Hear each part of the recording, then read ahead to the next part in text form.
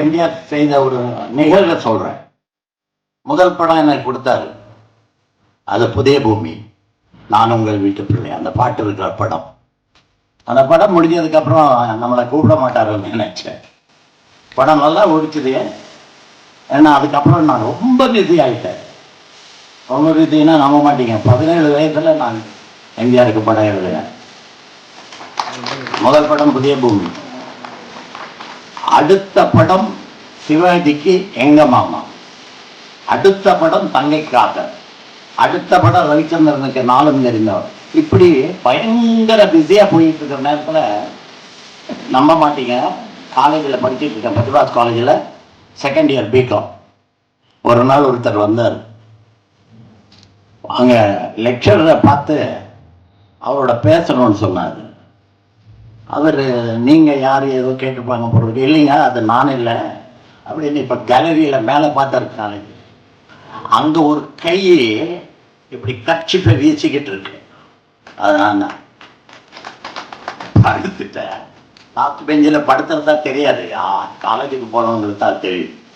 அதனால நான் படுத்திருந்தேன். ராத்திரி ஷூட்டிங் போயிட்டு வந்ததுனால தூக்கம் வந்துச்சு. கிளாஸில் படுத்திருக்கேன், கட்சிப்பை எடுத்து இப்படி வீசிக்கிட்டு இருக்கேன். இந்த கையும் கட்சிஃபும் கீழே இருக்கிற பிரபந்தருக்கு தெரியுது, ஆனால் நான் படுத்திருக்கிறது தெரியலை. அவங்க எழுப்பிட்டு அவர் சொன்ன வார்த்தை, we can't afford to have a fan for you, man அப்படின்னு. that is why I'm doing this, sir அப்படின்னு. அது பஞ்சபத்காலம். அதனால் அவங்களும் அப்படிதான் பேசுவாங்க, நாங்களும் அப்படிதான் பேசுவோம். சரி, என்ன விஷயம் அப்படின்னு கேட்டால், திடீர்னு தூக்கத்தில் இருந்தவங்க எழுப்பி கூப்பிட்டு, என்ன உன்னை பார்க்கறதுக்கு ஒருத்தர் வந்திருக்காரு. திரும்பி பார்த்தேன், ஆச்சரியமாக இருந்துச்சு. வெளியே வந்தேன். அவர் சொன்னார், உங்ககிட்ட கதை இருக்குன்னு எம்ஜிஆர் வாங்கிட்டு வர சொன்னார். என்னங்க இது, நீங்க யாருமே நம்ப மாட்டீங்க. வந்திருந்தது கோவை செழியன். அவர் கேட்டார், என்ன தெரியுமா உங்களுக்குன்னு. தெரியும்.